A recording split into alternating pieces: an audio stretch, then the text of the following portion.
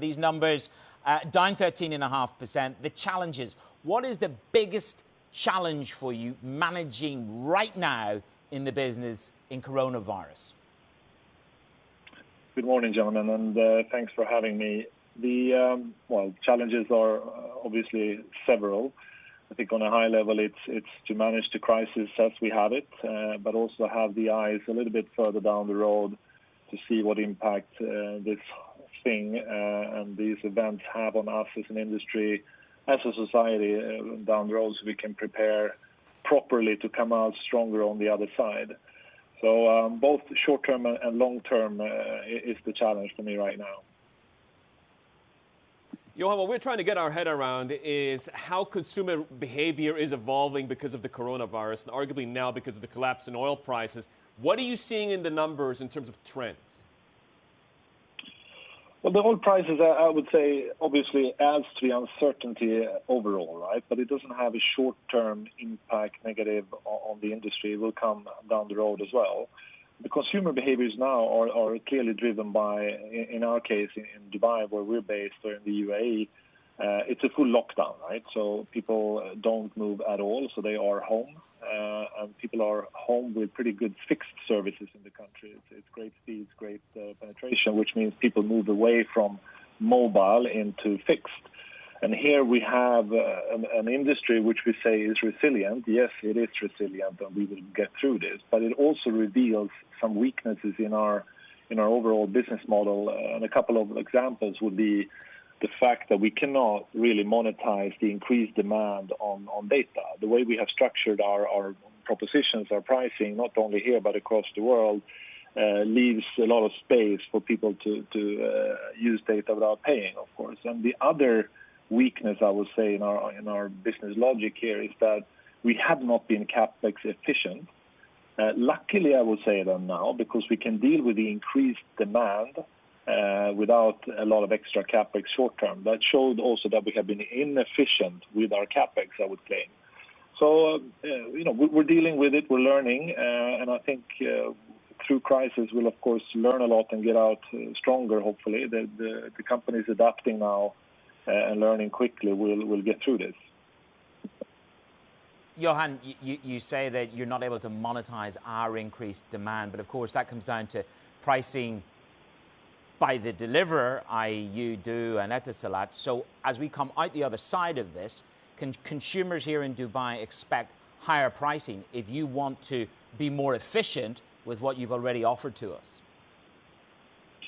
Well, I think we're all relooking how we yield our business models, and eventually they will end up in different propositions and smarter pricing. Doesn't mean we should increase prices across the board, of course. It means that we should be smarter on pricing. Where people are, they should be able to consume our services. And we have set ourselves up through the years, not only here, but across the industries, in a model that doesn't really cope well with increased demands in terms of yielding.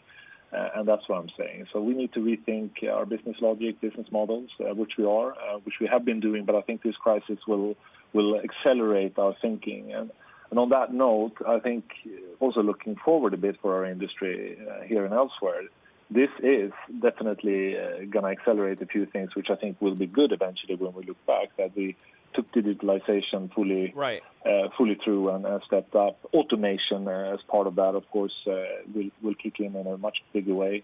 And I also think this, for the people that have a strong balance sheet like ourselves, we should not compromise on our 5G plans, rolling out the 5G networks to deal with the new type of traffic movements, to be more dynamic, resilient, and secure in our networks, and also more cost efficient with the new technologies coming. So we need to look you talk about a changing landscape. If I could just interject here to sort of get a bit more behind some of the points you're making.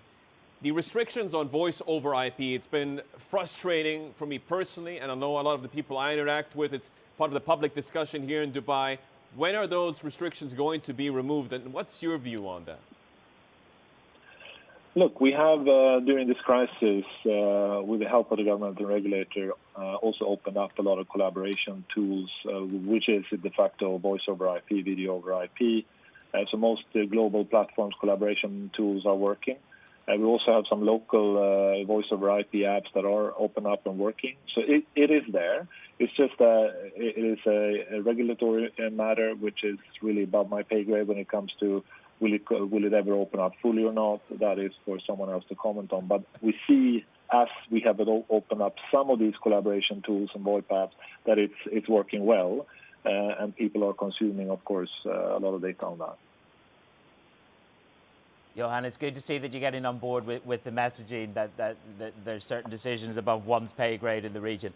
Right, let's talk about the issue in terms of what happens with Capex and defense. I want to know, what's the most defensive thing you've done as a CEO? I see other global CEOs cutting dividends, drawing down credit lines. You talk about being in a good position.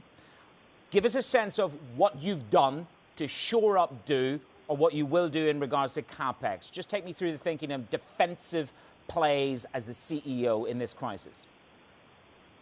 We got to play both defense and offense here, obviously. And given the strength that we have on the balance sheet and basically debt-free at the moment, we have the flexibility and the luxury, if you want, to take a long-term view. And that's what the board has decided to do. And we have a very I would say, aggressive transformation program for the company over the next 2 years, and that we will not compromise on.